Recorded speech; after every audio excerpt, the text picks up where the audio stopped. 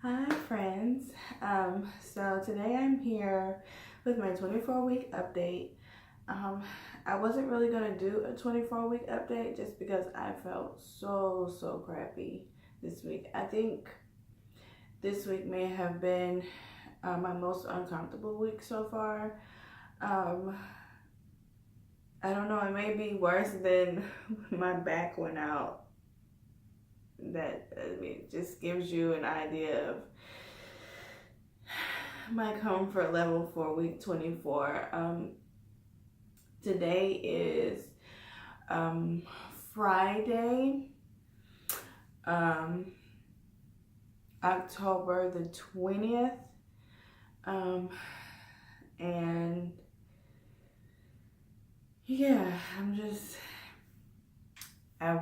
haven't really been feeling it. As you can see, I have on a nightie because like I just want something just loose and just flowing and comfortable material because my body is so sore. And I've started having Braxton Hicks contractions this week. And a couple of them had got pretty intense. So, and it got to the point where when they would come, I would feel like sharp pains. I guess they call that like lightning crotch pain, and also a little bit of pressure in my groin. And I was just like, I don't know. I can't say because labor is going to be a little bit more intense, but right now that was just really, it kind of threw me off because it's been a long time since I felt that kind of pain. And so when it came, it's just like, oh my gosh, I had to kind of lay down and check my fluid intake and things of that nature because they say sometimes dehydration can do that. So yeah, I had to do that. And I also had a doctor's appointment coming up that next day. So I didn't want to go to the doctor's office, for one, because they were sporadic and I knew they were Braxton Hicks contractions. But I was just really uncomfortable and they made me really sore. And he's getting heavy. His size is still an eggplant, but I've seen like some other posts say that could be like the size of a cantaloupe. So he's getting big. Yesterday I had like all day yesterday I was trying to clean, but it seemed like I could not catch my breath yesterday for the life of me. I don't know what it was. Well, I think I kind of do know what it is. I can feel him now all the way up here. And it's my diaphragm up here. And so everything is kind of pushing on my diaphragm. Your diaphragm helps with breathing and things of that nature. So I just had a really hard time breathing yesterday. And it's just like I had to always stop and catch my breath. And I was just so annoyed. It's like I just could not get my life together this week. I don't know what it was. So I had a doctor's appointment. I went to the doctor.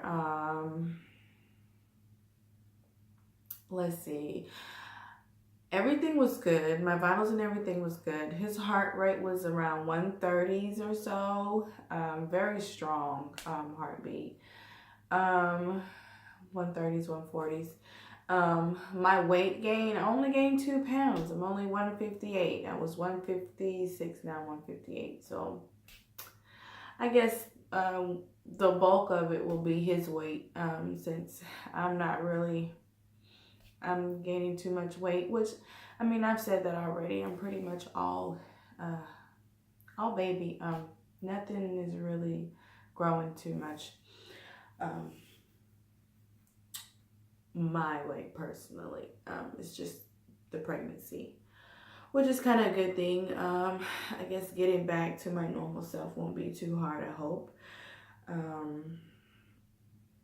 So yeah, and I kind of feel like I want to switch my my midwives, because I'm so annoyed at this point. Like, there's 3 midwives at my clinic, and I'm rotating between whichever one is there on that day.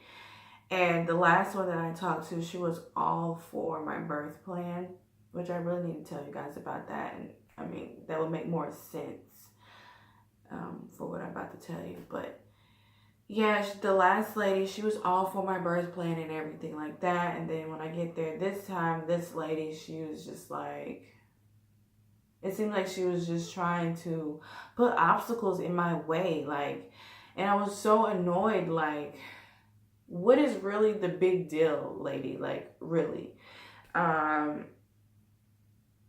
so I plan on having a full lotus birth.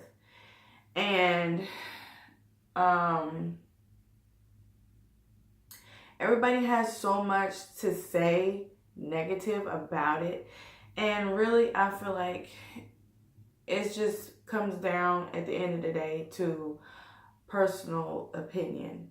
Because to be honest, some of the risks that people are throwing up about it can happen to a cord clamp baby, to be honest. I'm sorry.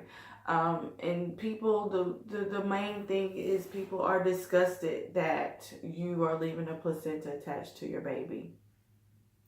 It's not your baby. It's not your problem. It's not just going to be sitting there rotting and stinking, first of all. There are things to do. You clean it very thoroughly, first of all. It's kind of like curing it, so it's not sitting there just decaying and rotting. Using sea salt and fragrances and things of that nature, and I put it inside of a cute little velvet lotus bag, and I tie it up so it's not grossing people out. The smell is down. You keep it changed over. It's just my personal preference,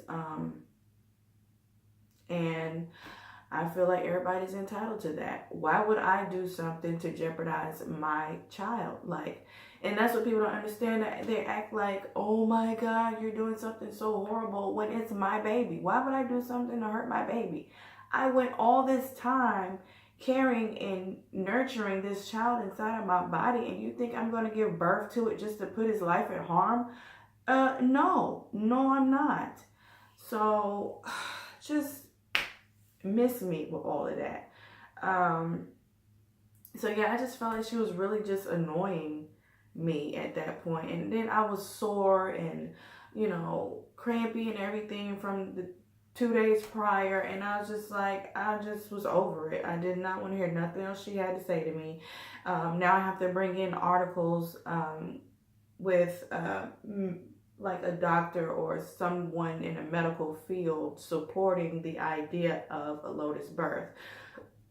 When really, when I look it up, they all say the same thing. Pretty much, oh my gosh, it's a rotting, why are you carrying that? And there's no real medical evidence showing whether it's good or bad for mom and baby. And I'll go more into that in some other time, but for now, I feel like that was just a hurdle in my way, because how am I going to give you medical, something medical supporting that whenever there is no real medical evidence supporting that? No one did any real studies or anything like that. And there's so many babies who are just fine with that method. So I don't know. And the other lady, she was so like just into it and, really intrigued by it. And, some women, they're doing the delayed cord clamping or partial lotus. And so they were familiar with that. But they're like, they don't know about the full on lotus. So okay, whatever. It's my placenta, it's my baby, and I should be able to do what I want to with my placenta. So I'm just gonna leave that right there. I do have a craving. I'm just gonna switch to something a little lighter. My craving is raspberry tea. Oh my God, y'all. I have to have a raspberry tea. My husband brings me raspberry tea every day when he gets off work. Those things are just, I don't know what it does to me. I'm just so into raspberry teas. And my husband has always been addicted to raspberry teas, and I never really cared for him. But for some reason with this baby, I'm just like all for it. I'm just like, I need my raspberry tea, and I need a big one from Hardee's, and I just love that so much. I'm like, this is definitely your boy, because his raspberry teas are everything for me right now. So yeah, let's see. I feel like I kind of rambled and I just jumped all over the place. I'm sorry for that. It's me and my scatterbrain these days. I do have his name. His name is Sorrel, Essene, and the name to me is kind of like fitting for him. I was gonna name our firstborn son Sorrel, and at the last minute, when he was born, at the last minute, my husband said, no, I want him to be a third. So he is Maurice the third. And we took that name, we said that we would save that name, you know, for future reference if we ever had any more children. The second baby ended up being a girl, so we still kept it on the back burner. And fast forward 5 years later to after she was born, now I'm pregnant again. And it just so happened to be a boy. And when I put the name together, it's like, it was made for him. Like, we were waiting for you, baby. We were waiting for you. I'm so excited to meet him, for him to be here. This name really kind of suits him. It kind of just seems like it's in the stars, you know.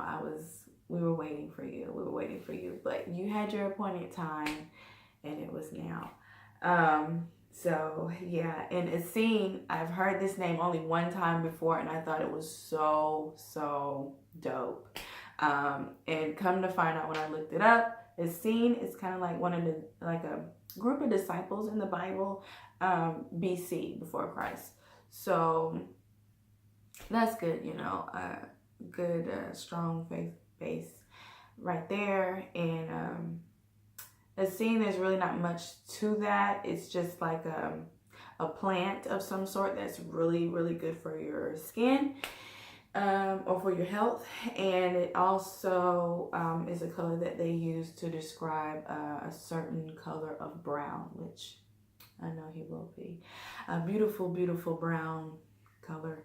So that is his name. It's very unique. It's very masculine. You can't switch that. There's it's a boy. It's very masculine. So yeah, guys, that is pretty much it for this week. Tomorrow, Saturday, I'll be 25 weeks. So yeah, we'll see what that week brings, and I will definitely update you guys. So let's get belly real quick, because my time is up. It's getting really big, as you can see. Sorry, I have on a nightie, but y'all, I have to be comfy. See how big he's got? My husband said he looks like he's getting big today. He has. So yeah, he's out there this week. And I can feel every bit of him.